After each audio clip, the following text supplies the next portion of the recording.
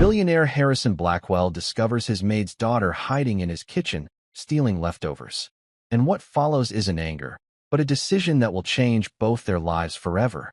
In a house built on silence and wealth, a child's stomach growls louder than the ticking clocks. 10-year-old Sophie Miller hides in the shadows of a billionaire's kitchen, chasing scraps meant for the trash, because hunger doesn't follow rules. But when the man who owns everything catches the girl who owns nothing, one moment of desperation will shatter the distance between them. Behind the marble and gold lies a truth neither of them is ready to face. This isn't just a story about a maid's daughter caught with a bowl of leftovers. It's the story of how one small act of hunger fed the heart of a broken man. And before I forget, where are you watching from today? Leave a comment below. Enjoy the story. A 10-year-old girl knew that hunger was the sharpest sound in a silent house. Sophie Miller held her breath, pressing herself flat against the cold, humming metal of the industrial pantry freezer. Just one more minute, she prayed. Just let Mrs. Petrov's heavy footsteps fade down the marble hall. The kitchen in Mr. Blackwell's house was bigger than her entire apartment. It was a vast room of stainless steel, gleaming copper pots, and black granite counters that always felt cold. Sophie was small for her age, with hair the color of pale corn silk, and she knew every shadow in this room. She had mapped them out, night after night. Her mother, Anna, was a maid here. She was the one who made the floors shine so bright you could see your face in them. Tonight, her mother was upstairs, on the 3rd floor, turning down the heavy blankets in the 20 guest rooms that were never used. She would be exhausted. Her feet would be aching. Her cough, the one she tried to hide, would be worse. Sophie's stomach twisted with a familiar, hollow ache. It was 9:04 p.m. The pantry door clicked shut. Silence. Sophie counted to 60, her lips moving without a sound. Then, she slipped from her hiding place. Her bare feet made no noise on the polished stone. She moved past the giant, 6-burner stove and the empty butcher block island. Her target was the steel cart parked by the service entrance. It was the discard cart. Mrs. Petrov, the head housekeeper, was strict. All leftover food from Mr. Blackwell's solitary dinner or the staff's lunch was to be scraped into a compost bin. But the kitchen staff, led by the kind cook Maria, often forgot. They would leave half a sandwich, a few roasted potatoes, or the crust of a small tart on a plate, covered loosely with foil. They left it there for an hour, just in case Mr. Blackwell wanted a late snack. He never did. Sophie knew this. She also knew that at 9:15 p.m., Mrs. Petrov would return, inspect the cart, and then angrily scrape everything into the bin. Sophie's hands trembled. She saw it. A small bowl of macaroni and cheese, barely touched. It was from the staff lunch. Her eyes filled with tears. She loved macaroni and cheese. Beside it, 2 bread rolls, hard as rocks, but still bread. She grabbed the bowl. It was cold. She didn't care. She was about to scoop the first bite into her mouth with her fingers when a shadow fell over her. The kitchen light clicked on. Sophie froze. The bowl slipped from her numb fingers and clattered onto the floor. Yellow-orange pasta spilled across the white tile. A man stood in the doorway. He was tall, dressed not in a suit, but in a dark blue bathrobe. His hair was thick and silver, and his eyes, even shadowed, looked incredibly tired. It was Mr. Harrison Blackwell, the man who owned the house, the man who owned the company her mother worked for, the man who, her mother always said, must never, ever be disturbed. Sophie's heart hammered against her ribs. She couldn't breathe. She was caught. Harrison Blackwell stared, his mind struggling to catch up. He had lived in this house for 40 years. It was less a home and more a museum of his own life. A silent, grand place that had once been filled with the laughter of his wife, Eleanor, and their son, Robert. Now, it was just him and the staff who moved like ghosts. He suffered from insomnia. Sleep was a battle he rarely won. Tonight, the silence of the house felt louder than any noise. He had been in his study, a room lined with dark wood and books he no longer read. On his desk sat a framed photo of Eleanor. He missed her. He missed her with an ache that felt as hollow as the house itself. He had decided to do something he hadn't done in years. Go to the kitchen himself and make a cup of hot milk. He had walked down the curved staircase, his leather slippers silent on the plush carpet runner. He passed the grand ballroom, dark and empty. He passed the formal dining room, where the table was set for 12, as it was every day, though no one ever ate there. He reached the kitchen wing. He disliked this part of the house. It was Mrs. Petrov's domain. She was a stern woman, hired after Eleanor passed. She ran the house with ironclad efficiency. Harrison appreciated the efficiency. It meant he didn't have to think about it. He had pushed open the heavy kitchen door, expecting darkness. Instead, he saw a small shape, a child, hunched over the catering cart. A small, blonde girl. For a moment, he thought he was dreaming. Maybe it was a ghost. A memory of his granddaughter, who lived in California and rarely visited. Then the child dropped the bowl. The sound of porcelain on stone was sharp. It was real. The girl, he realized, was terrified. She was pressed against the steel cart, her eyes wide, staring at the spilled food. She looked like a cornered animal. "You?" Harrison started. His voice was rough from disuse. "What are you doing?" Sophie couldn't speak. Her mind was screaming. "Run. Hide. Say sorry. Don't cry. Mama will be fired. We'll lose the apartment. We'll have no money for the medicine." She did the only thing she could. She dropped to her knees and began frantically, trying to scoop the spilled macaroni back into the broken bowl with her bare hands. "I'm sorry," she whispered. The words tore from her throat. "I'll clean it. I'll clean it right now. Please. Please don't tell Mrs. Petrov. Please, sir." Harrison watched her. He wasn't disgusted. He was confused. The girl was shaking. Her small hands were red and smeared with cheese sauce. She wasn't looking at him. She was looking at the mess, her small back heaving with silent sobs. He noticed her clothes. They were clean, but worn. Her pink sneakers had holes in the toes. She was not his granddaughter. His granddaughter had rooms full of toys and ponies. This child was thin. "Stop," he said.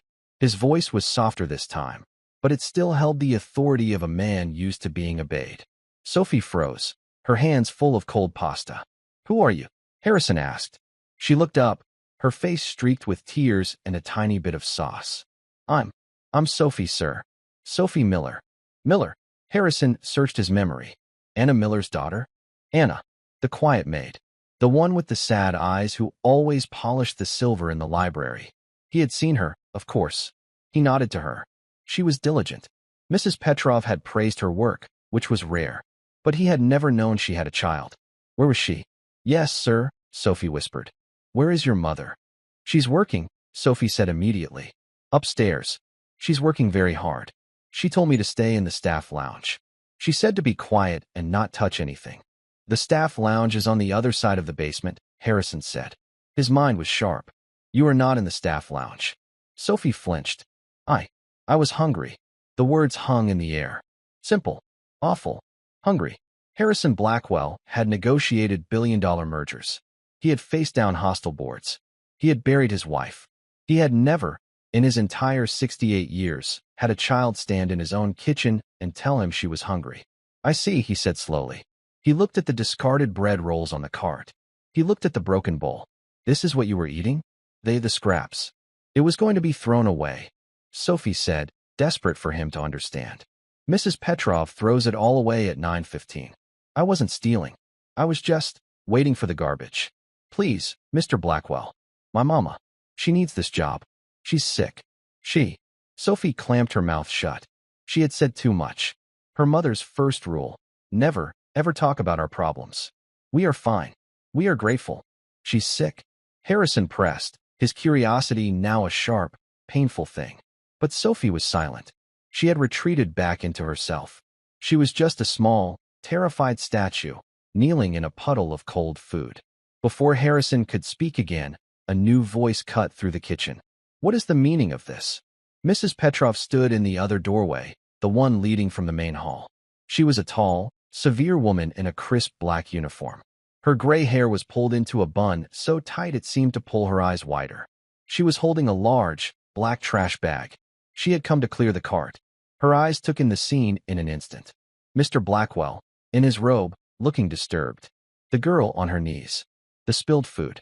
Her face, normally pale, turned a dark, blotchy red. "You," she snapped, pointing a long finger at Sophie. "I knew it."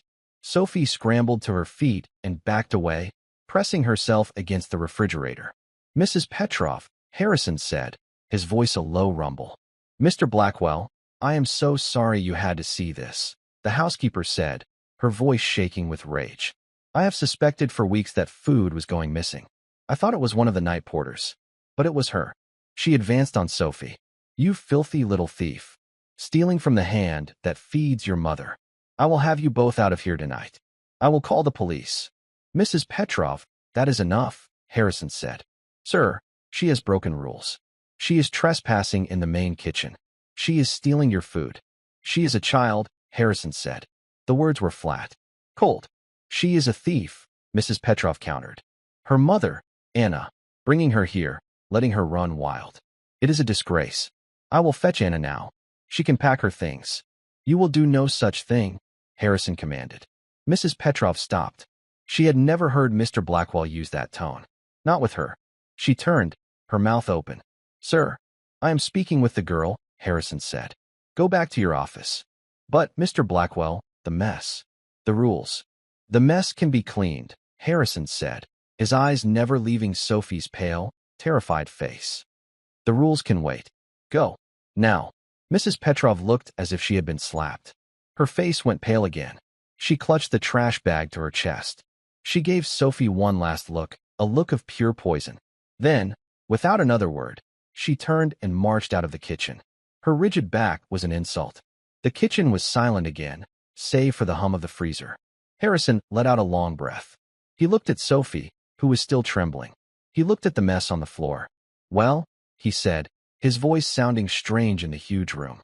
I suppose we should clean this up. He walked over to the industrial sink, pulled a clean cloth from a hook, and wet it. He walked back and knelt, wincing as his old knees popped. He knelt right on the cold floor, next to the spilled pasta. Sophie stared. The richest man she had ever heard of was on his knees, about to clean up her mess. Sir, no, she gasped. I'll do it. It's my fault. We'll do it together, Harrison said. He began wiping up the sticky sauce. He looked at her. Go on. Get the pieces.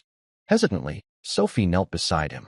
Together, the billionaire and the maid's daughter began picking up the broken shards of the bowl. As Sophie reached for a piece of the broken bowl, her sleeve pulled up. Harrison saw it. Her wrist was tiny, fragile as a bird's, and clutched in her other hand was something dark. A small, bronze button. It looked old. What is that? He asked, his voice gentle. Sophie quickly pulled her sleeve down, hiding her hand. It's nothing, sir. Just my lucky charm. May I see it? She hesitated. Her mother's voice was in her head. Don't bother Mr. Blackwell. Don't speak unless spoken to. But he was asking. Slowly, she opened her hand. It wasn't a button.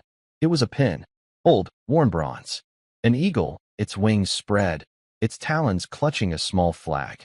It was a service pin. Harrison looked closer. He recognized the design. It was a pin given to the families of decorated soldiers. His own father had one, packed away in a box. Where did you get this? He asked, his voice suddenly sharp with a new kind of interest. It was my great-uncle's, Sophie whispered. My mama's uncle. He was a soldier. A long time ago. A soldier, Harrison repeated, looking at the small, fierce-looking pin, and then at the small, hungry girl. He stood up, his knees aching. He had come down for milk. He had found a thief, a child, and a mystery. Come with me, he said. Sophie's heart leaped into her throat. Where? Not to Mrs. Petrov, he said quickly, seeing the fear in her eyes. He pointed to a small wooden table in the corner of the kitchen, where the staff sometimes ate their lunch. Sit down. Sophie did as she was told, perching on the very edge of the wooden stool. Harrison walked to the giant, walk-in refrigerator. He opened the door. The light inside spilled out, showing shelves laden with food. Cheeses, fruits, meats, bowls covered in plastic wrap. He scanned the shelves, his eyes passing over complicated French dishes. He found what he was looking for. He pulled out a large, ceramic dish. He took it to the microwave, a machine he was fairly certain he'd never used, and peered at the buttons. After a moment, he figured it out. A minute later, he placed a steaming bowl on the table in front of Sophie. It was full of macaroni and cheese. It was from his own dinner, prepared by his private chef. It was made with 3 kinds of expensive cheese. Eat, he said. It was not a request. Sophie stared at the bowl. It was hot. The cheese was bubbling. She looked up at him, her eyes wide with disbelief. Sir, you're hungry. Eat. Harrison repeated. He grabbed one of the hard bread rolls from the discard cart. And this. He took a small tub of butter from the fridge and a knife. Put some butter on it. Slowly, as if she were afraid it was a trap, Sophie picked up the spoon. She took a small bite.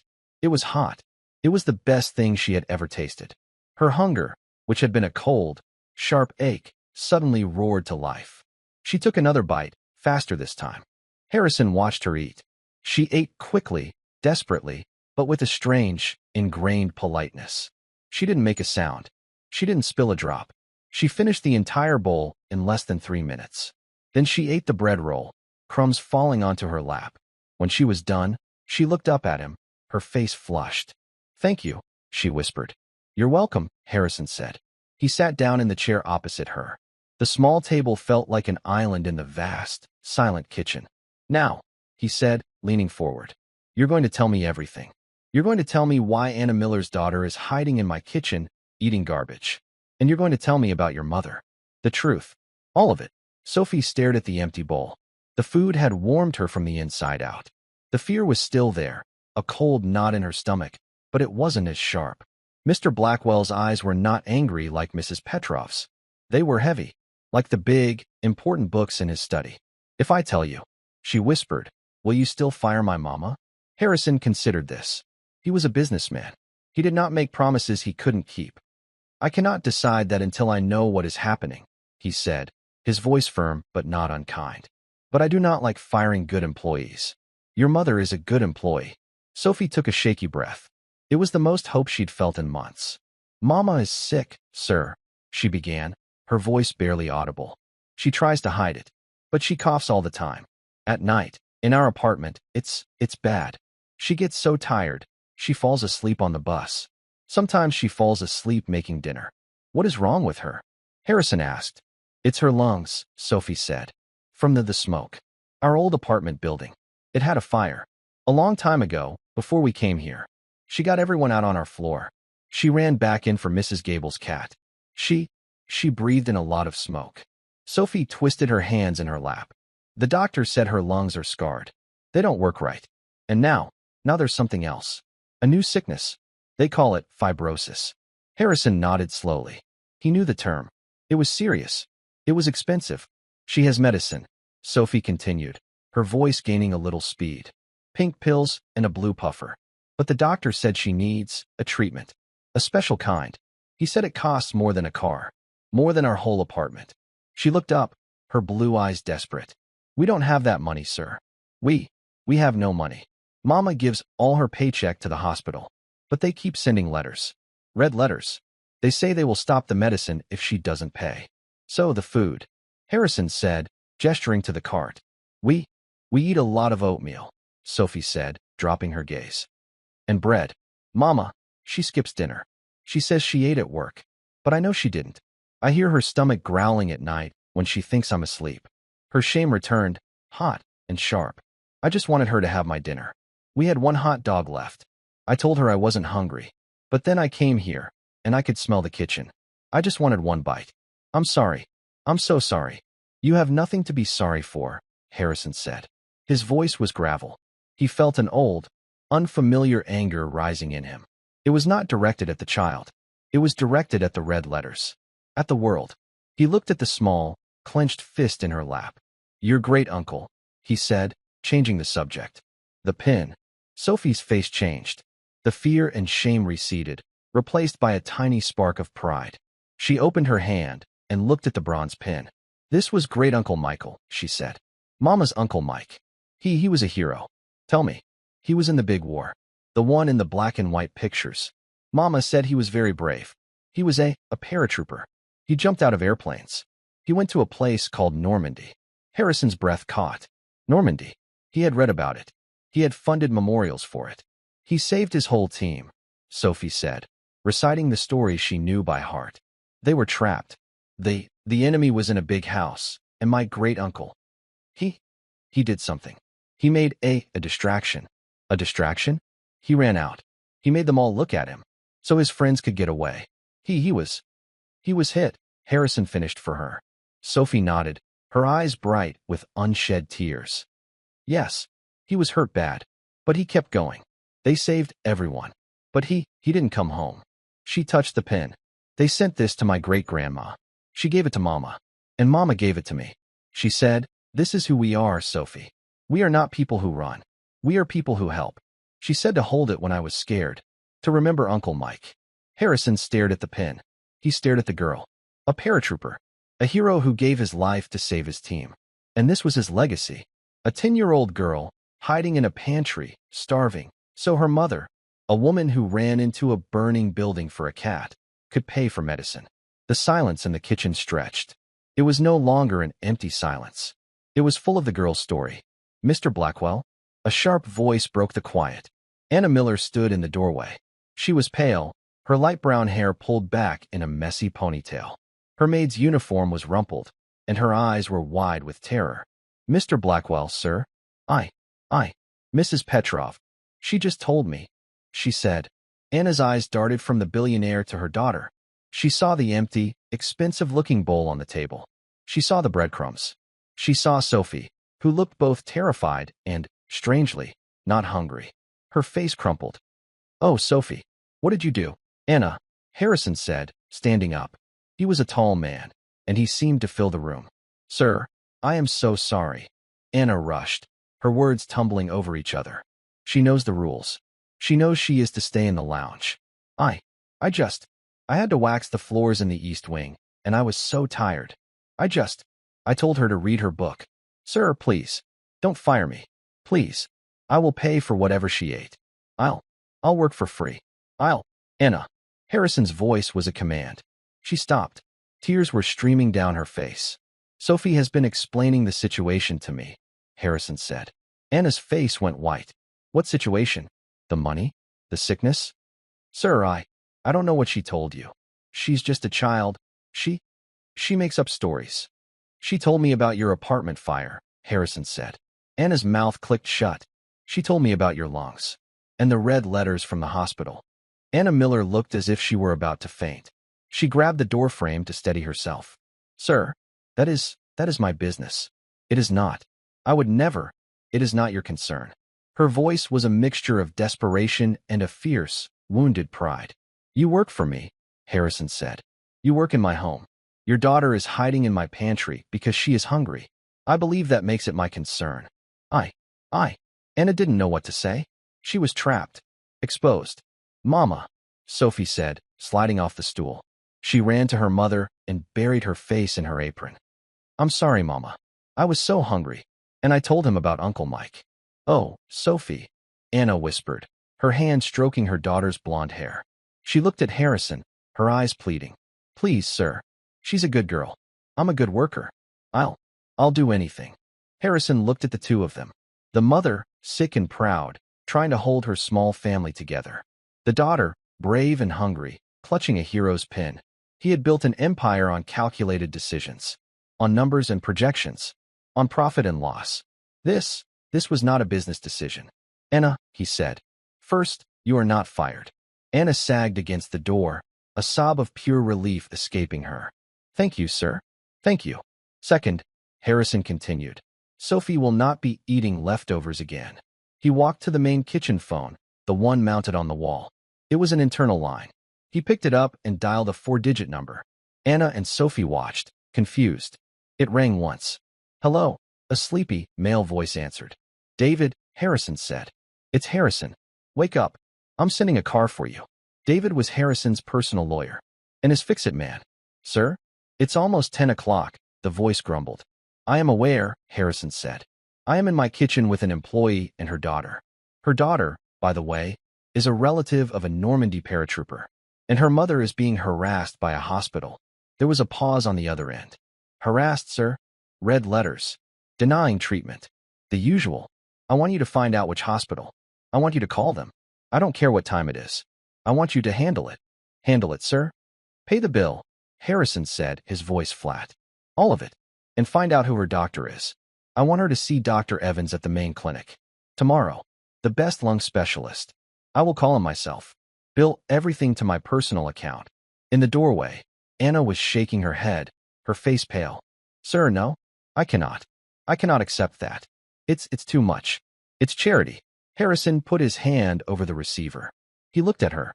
"Ma'am," he said, and his voice was cold. Your great-uncle ran into enemy fire to save his men. You ran into a burning building to save a cat. It seems to me your family has a habit of helping people.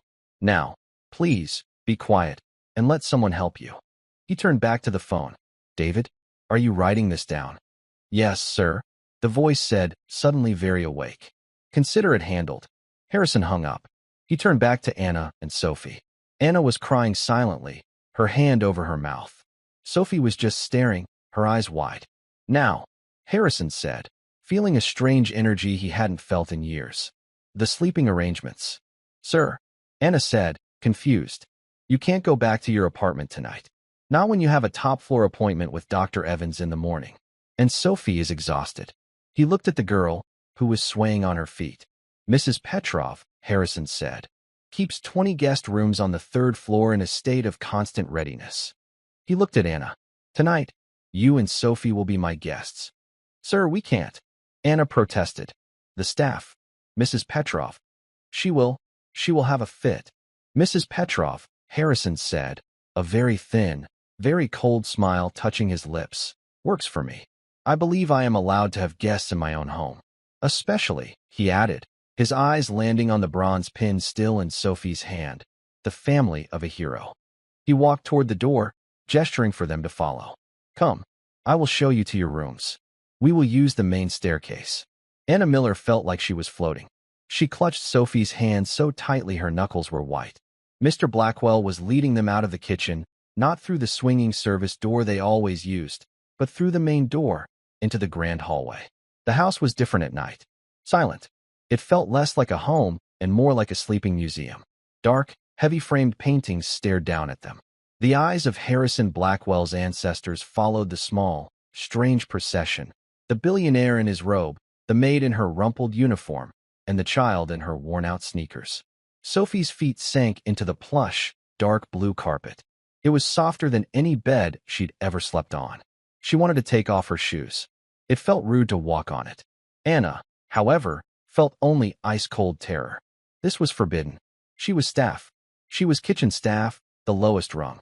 She was not allowed in the main halls unless she was cleaning. She was certainly not allowed on the main staircase.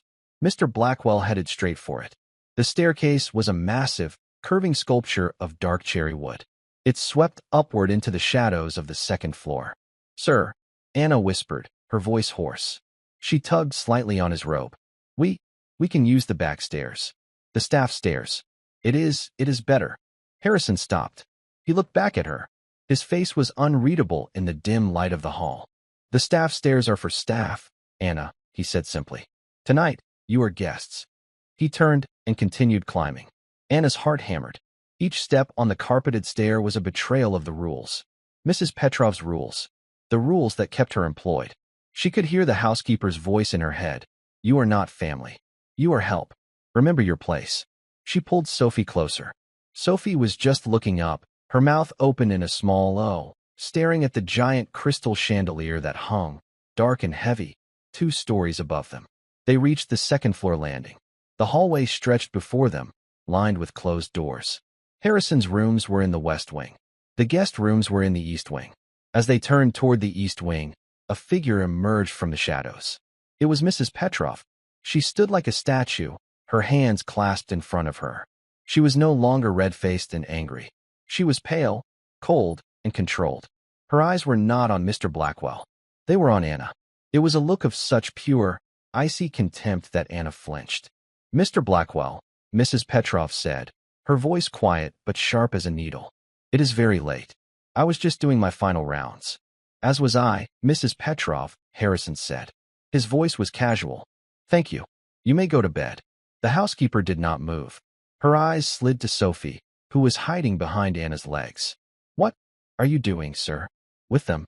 The word "them" hung in the air, filled with disgust. "I am showing my guests to their room," Harrison said. He gestured down the hall. "The blue room, I think. It has a good view of the gardens." Mrs. Petrov's mask of control finally cracked. A small, disbelieving hiss of air escaped her. "Guests? Sir, she is a maid. And the child is a thief." Anna's knees buckled. "Mrs. Petrov, please," she begged. "It was a mistake. Sophie, she was stealing food, Anna." Mrs. Petrov snapped. Do not deny it. I caught her. And you knew. You let this happen. In this house. That is enough, Harrison said. His voice was low, but it cut through the housekeeper's anger like a razor. Mrs. Petrov turned to him. Sir, I must protest. It is my job to protect this house. To maintain standards. If you allow this, it sets a terrible example for the other staff.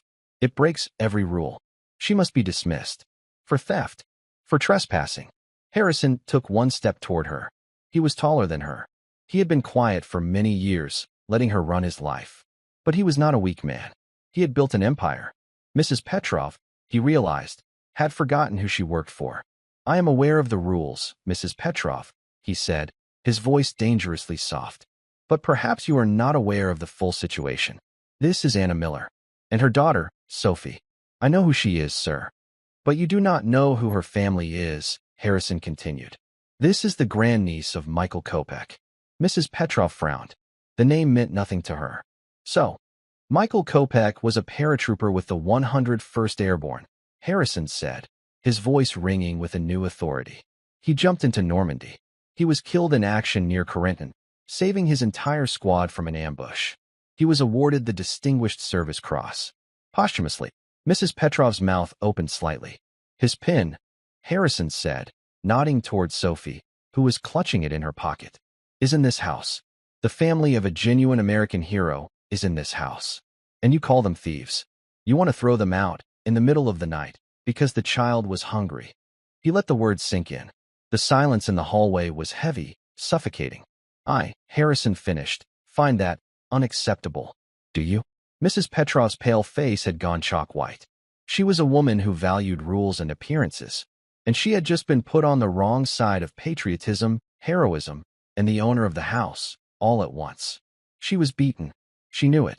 No, sir, she whispered. Good, Harrison said. Now, Anna and Sophie are my personal guests. They are to be treated as such. They will be staying in the blue room. I trust you will ensure they have everything they need. Toiletries, fresh clothes, breakfast in the morning. Yes, sir, Mrs. Petrov said. The words tasted like ash in her mouth. Excellent. Good night, Mrs. Petrov. Harrison turned his back on her. He did not wait for her to leave. He walked to the end of the hall and pushed open a white door. Anna. Sophie. In here. Anna, shaking, pulled Sophie past the frozen, humiliated housekeeper. They slipped into the room, and Harrison followed, closing the door firmly behind them. The room was enormous. It was painted a soft, pale blue. A massive bed, piled high with white pillows and a thick comforter, sat in the middle. A crystal lamp glowed on a bedside table. On the other side of the room, there was a small sofa and a fireplace. Sophie let go of her mother's hand. She walked, as if in a dream, to the bed. She reached out one small finger and touched the comforter. It was, she thought, like touching a cloud. Mama, she whispered. Look. Anna stood just inside the door, wringing her hands. Sir, Mr. Blackwell, this is too much. This is a room for kings. This is a room for guests, Harrison said. He walked over to a closet and opened it. My granddaughter leaves clothes here. They may be too large for Sophie, but they will be warm. Pajamas are in the dresser. The bathroom is through there. He pointed to another door. He then walked to the small desk by the window. He picked up the telephone. This phone will ring at 8:00 in the morning, he said, looking at Anna. It will be my lawyer, David. He will confirm the time of your appointment with Dr. Evans. My personal driver, Ben, will take you there and bring you back. Anna was trying to process the words. Dr. Evans. My driver. It was a different language. She stammered. Sir, how can I ever pay you for this? Harrison looked at her. Her face was thin and exhausted. Her eyes were red from crying. But she was proud. He saw the same pride he'd heard in Sophie's story. The pride of people who run toward trouble, not away from it. You will not pay me, Anna, he said. This is not a transaction. This is correcting an error. A man like Michael Kopech's great niece should not be in medical debt. Not in my country. And certainly not in my house. He turned to Sophie, who was now sitting on the edge of the bed, bouncing slightly. You, he said, and his voice was almost gruff. Get some sleep. You look tired. He walked to the door. Mr. Blackwell? Sophie called out. He stopped, his hand on the knob. Thank you for the macaroni, she said. A small, strange feeling moved in Harrison's chest. It felt like a rusty gate creaking open. It might have been a smile. You are welcome, Sophie, he said. Good night. He closed the door, leaving them alone. For a full minute, Anna and Sophie just stood in the silent, beautiful room. The only sound was the muffled rattle of Anna's breathing. Then, Sophie slid off the bed and ran to the bathroom.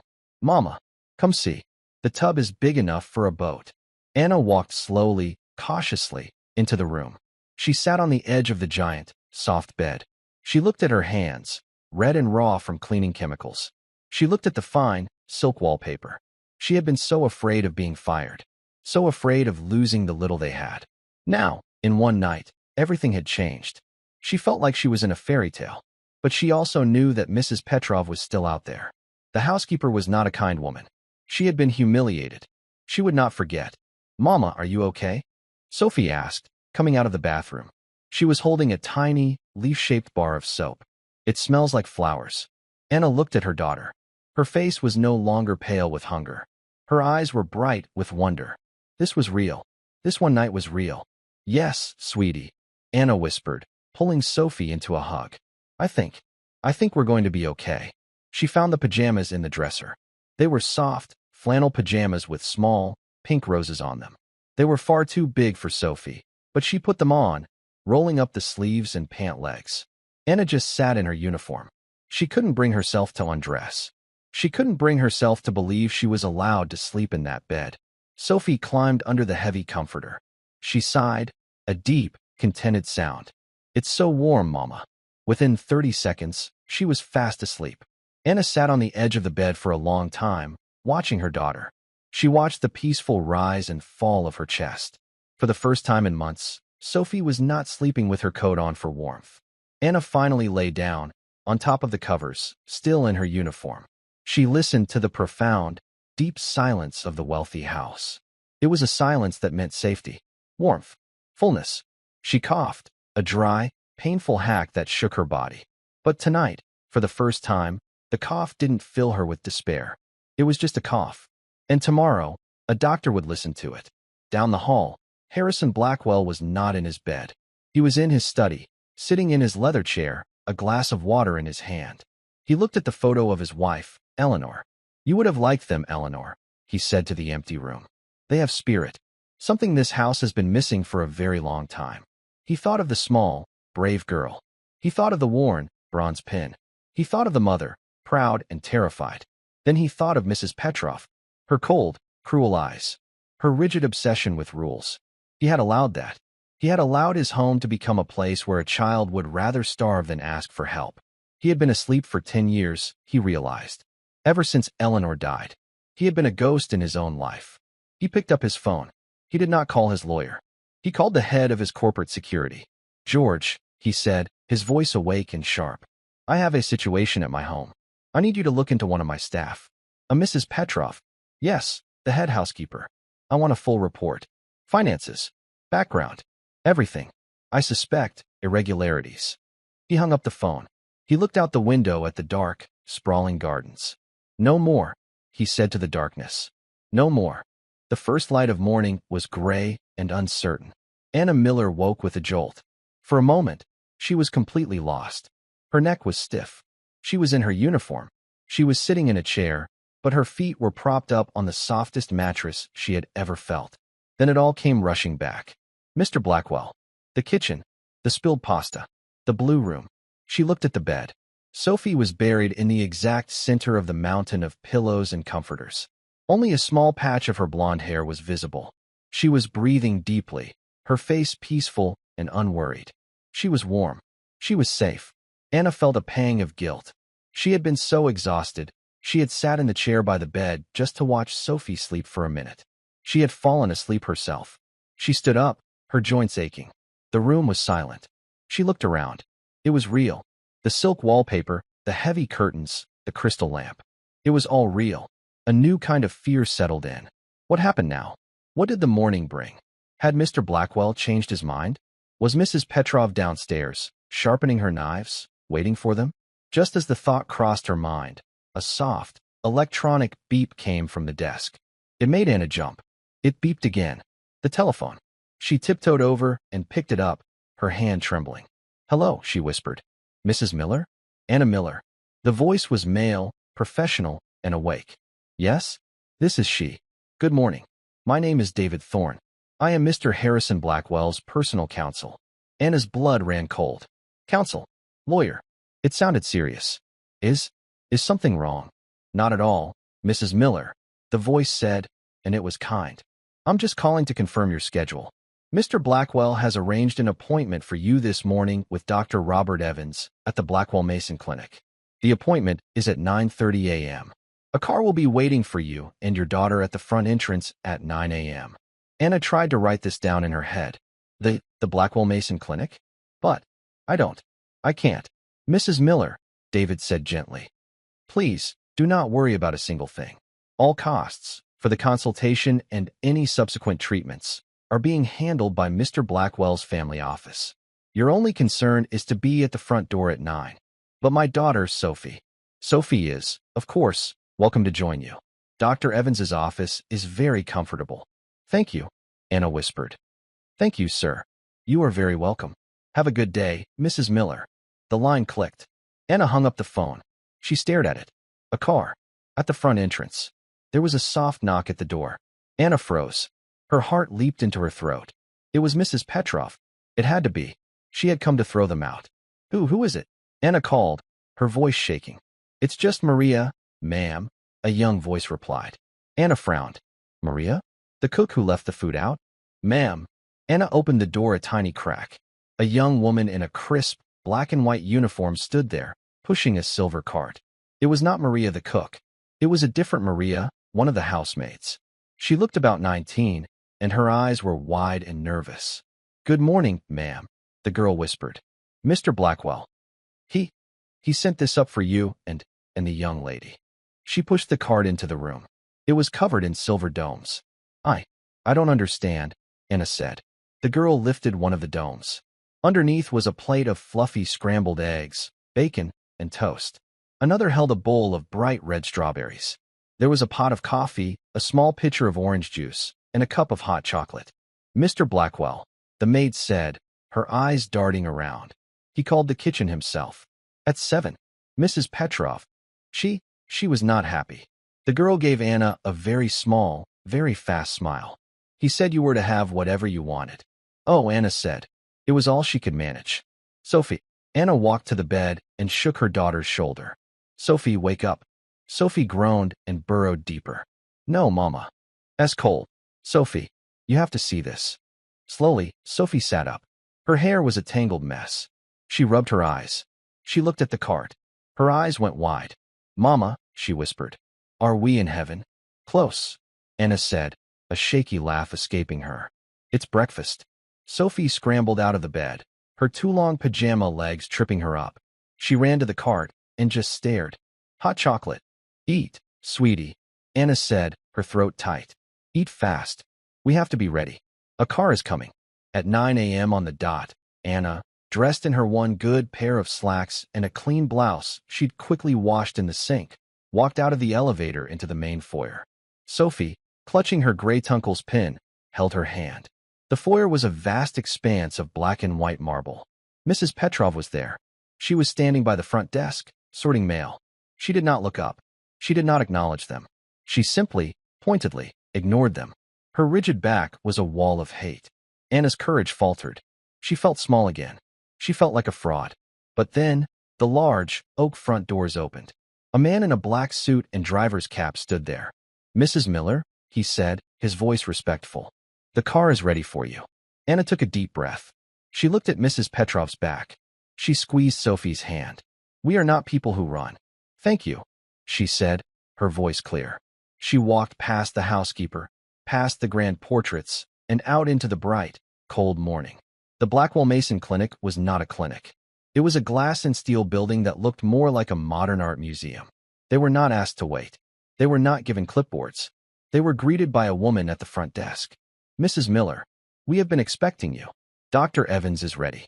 They were taken to a large, quiet office. A kind-faced man with silver hair and glasses stood to greet them. Anna, I'm Robert Evans. It's a pleasure to meet you. He shook her hand. And then, to Anna's shock, Mr. Blackwell was there. He was sitting in a chair in the corner, dressed in a sharp, dark gray suit. He had not just sent them. He had come. Sir, Anna stammered. You are here. Of course, Harrison said, as if it were the most normal thing in the world. I wanted to hear what Robert had to say. This is my daughter, Sophie, he added, as if introducing a visiting relative. Sophie, who had been hiding behind Anna, gave a small wave. For the next hour, Anna was examined. Dr. Evans was kind, patient, and incredibly thorough. He took new x-rays. He ran breathing tests. He looked at the charts from Anna's old hospital, which were already sitting on his desk. Finally, he sat them all down. Well, Anna, he said, the good news is, you are a very strong woman. The bad news is, your lungs have taken a serious beating. The smoke inhalation, it caused significant scarring. And this new infection, you have pulmonary fibrosis. It's advanced. Anna's hand flew to her mouth. She had known. But hearing it, in this clean, expensive room, made it final. But, Dr. Evans said, holding up a hand, it is not a hopeless situation. The clinic you were at, they were not wrong about the new treatment.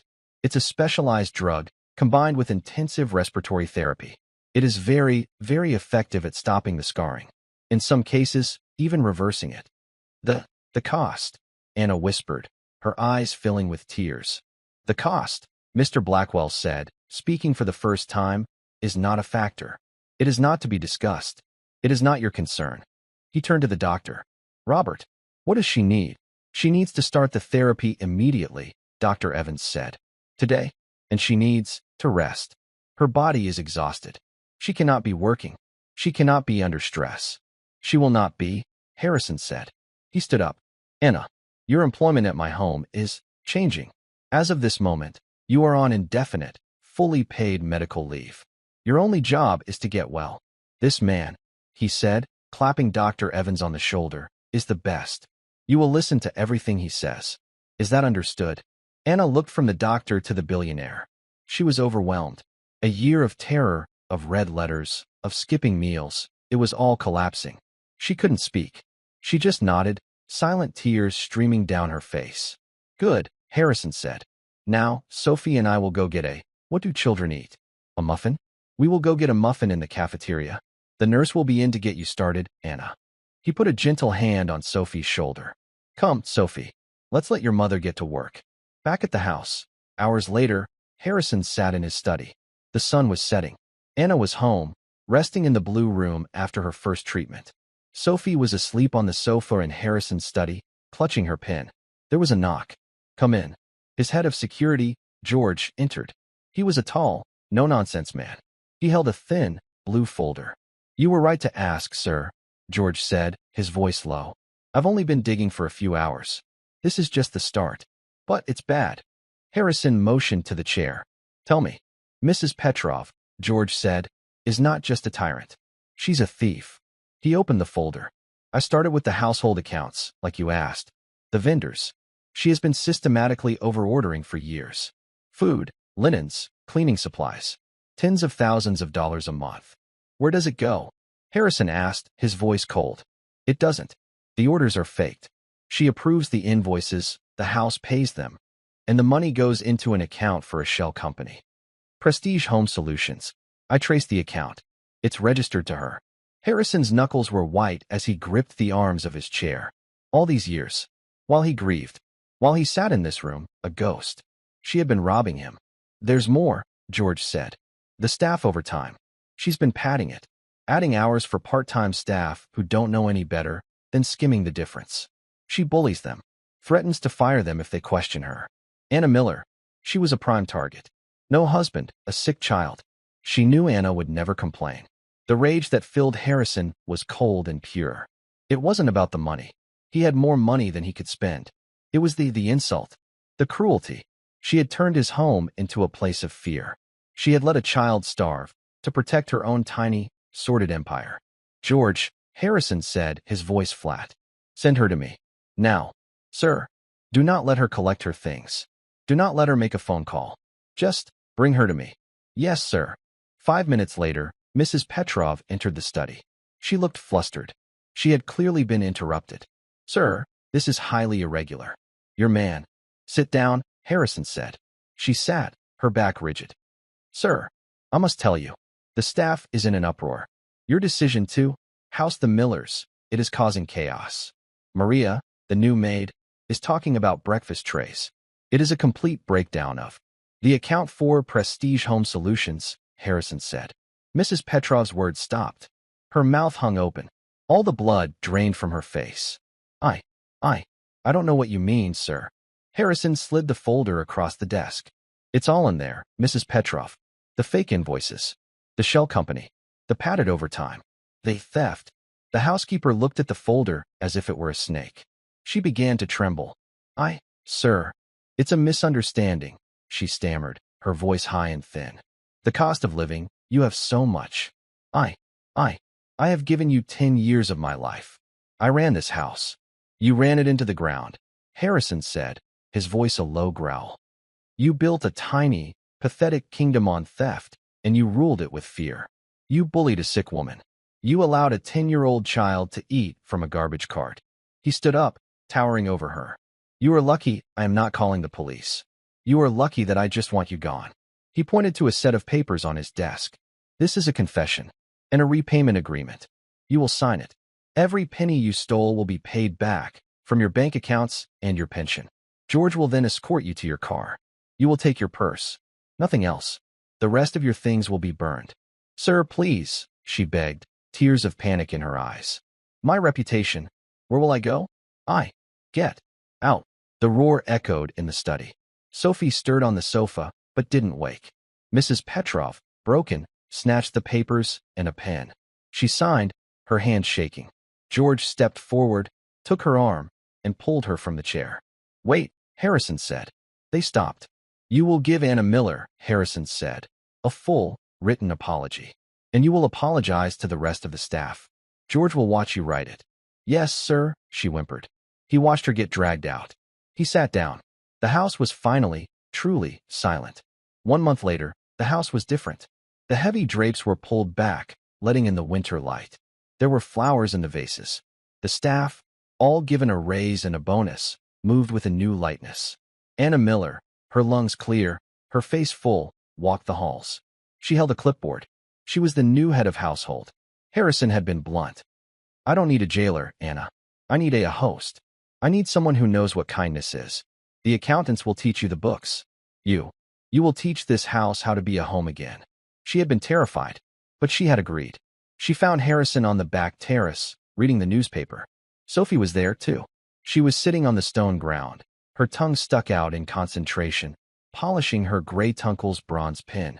Mr. Blackwell? Anna said. Harrison, he corrected her. He had insisted. Harrison, she said, smiling. The new curtains have arrived for the East Wing, and the chef wants to know if you and Sophie will be joining him for dinner.